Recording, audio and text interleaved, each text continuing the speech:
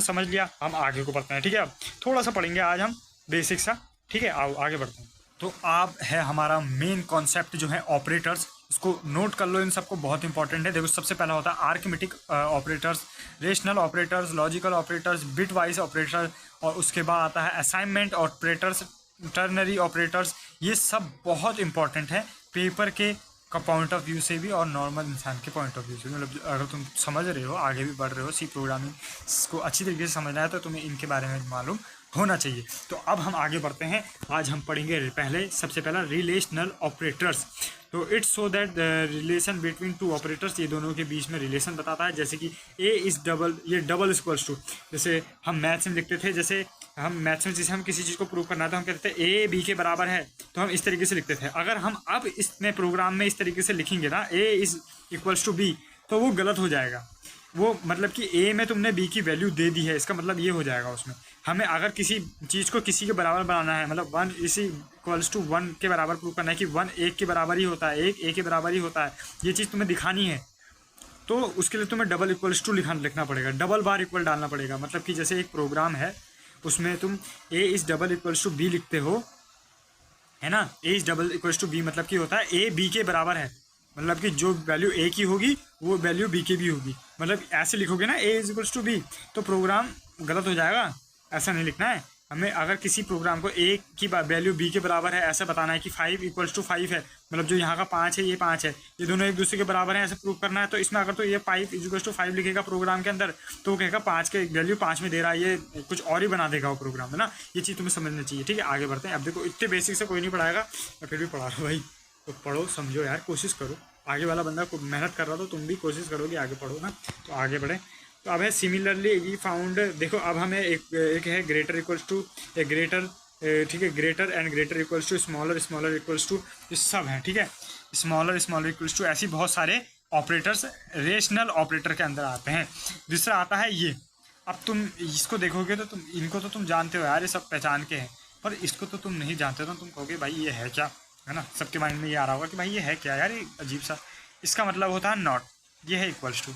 मतलब कोई चीज़ तुम्हें नहीं इक्वल्स टू बतानी है, जैसे 3 नहीं इक्वल है 4 के, इस मतलब ऐसा प्रूव करना है 3 4 के बराबर नहीं है, मतलब 3 अलग नंबर है 4 अलग है, ये दोनों एक दूसरे के बराबर नहीं हो सकते, ऐसा प्रूव करना है, तो वहाँ पे ऐसा लगा दो, नॉट इक्वल्स टू 0, 3 4 के बराबर नहीं है, इसका मतलब ये हुआ। ठीक है, it the value is so equal to this. ठीक है, इसको समझ लो, उतार लो बढ़िया तरीके से। ठीक है, अब आते हैं लॉजिकल ऑपरेटर्स। लॉजिकल ऑपरेटर्स क्या होते हैं, देख लो, इनको समझ लो।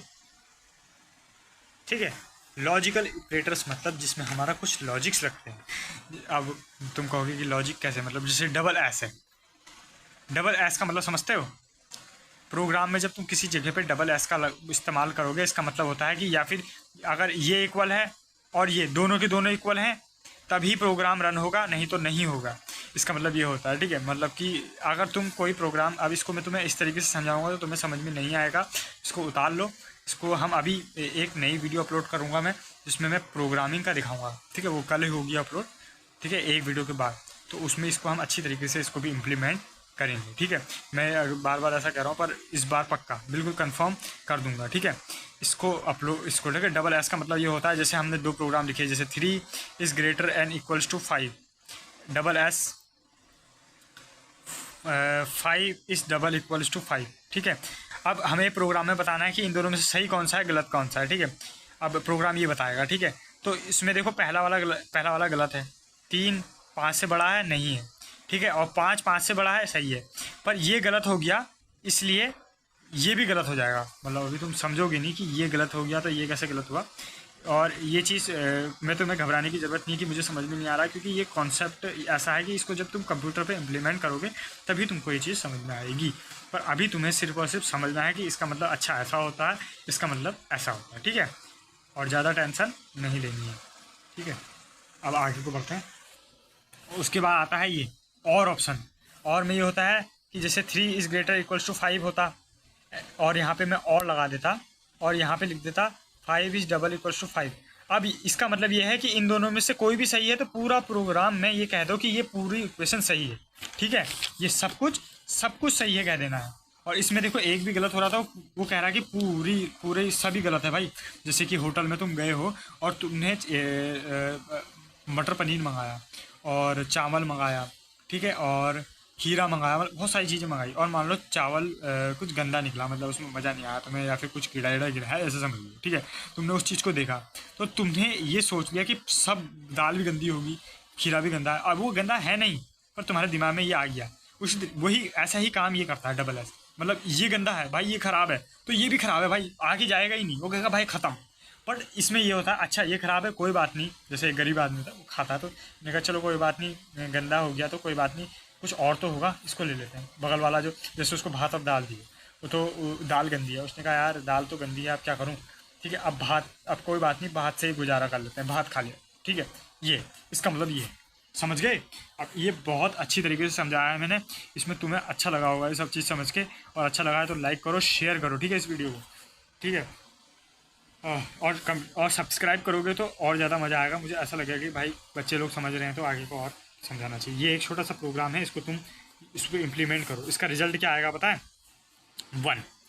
क्यों आएगा बताओ 1, जब तुम रन करोगे ना प्रोग्राम तो इसका रिजल्ट आएगा 1। अब सब बहुत सारे बंदे कहेंगे कि ये प्रोग्राम गलत है भाई, मुझे तो इसमें तुम ट्रू और फॉल्स में चाहिए वैल्यू, है ना, ट्रू और फॉल्स में चाहिए वैल्यू। अब तुम जब इस प्रोग्राम को तुम उसमें उतारना कंप्यूटर में, उसके बाद देखना, देख लो एक बार और ढंग से। तो इसको जब तुम प्रोग्राम को उतारोगे ना कंप्यूटर में, तो उसमें 1 आएगी वैल्यू। 1 इसलिए आएगी क्योंकि तुम्हें एक चीज़ मैं बताना छूट गया कि कंप्यूटर का जो ओएस होता है वो को और कोई नॉर्मल चीज़ समझता नहीं है, सिर्फ और 0 और 1 समझता है, ठीक है। वो तो हम अपनी तरीके से लिखते हैं, क्योंकि हम 0 1 तो हम नहीं समझ सकते ना, कंप्यूटर समझता है, तो कंप्यूटर 0 1 समझता है। 0 का मतलब होता है फॉल्स, अगर तुम्हें प्रोग्राम रन कर रहा है और आंसर 0 दिखा रहा है तो इसका मतलब फॉल्स, मतलब जो तुम्हारा ये आंसर है ये गलत है, ठीक है। जैसे इसमें 5 इज़ ग्रेटर देन 4 गलत है, और 5 इज़ ग्रेटर देन 2 सही है, ठीक है, तो ये 1 दिखाएगा। अगर मान लो कि यहाँ पे आता 1 इज़ ग्रेटर देन 2 और 3 इज़ ग्रेटर, दोनों गलत हैं, तो आंसर आता 0। 0 इसका मतलब कि तुम्हारी जो इक्वेशन है ये गलत है, ये गलत प्रूफ है, ये चीज़ बताएगा, ठीक है। तो ये है आज का कॉन्सेप्ट, ये चीज़ हमने आज समझनी थी, आज हम इसको समझ चुके हैं, ठीक है। इसके अलावा अभी कुछ नहीं, बस इस नोट्स को तुम रिवाइज करो। एक वीडियो और आएगी, पूरे ऑपरेटर्स को ख़त्म करेंगे, ऑपरेटर्स ख़त्म करने के बाद हम बेसिक प्रोग्राम बनाएंगे, पहले हेलो वर्ल्ड बना के देखेंगे, फिर उसके बाद मल्टीप्लिकेशन का एक प्रोग्राम बनाएंगे।